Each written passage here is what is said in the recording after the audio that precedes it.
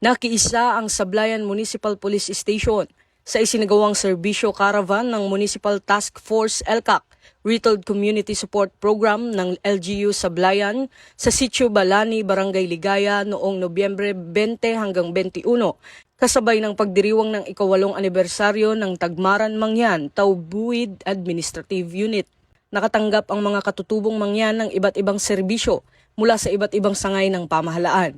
Labis ang pasasalamat ng mga residente sa mga natanggap na benepisyo at programang naglalayong tugunan ang kanilang pangangailangan.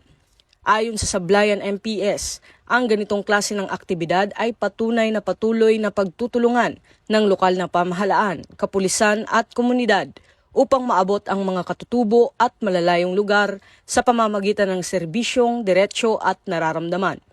Binigyang diin ng Sablayan Police na ang serbisyo caravan ay hindi lamang paghatid ng tulong, kundi pagkilala rin sa malaking ambag ng mga katutubo sa lipunan at sa patuloy na mithiin para sa isang mapayapa at ligtas na bansa.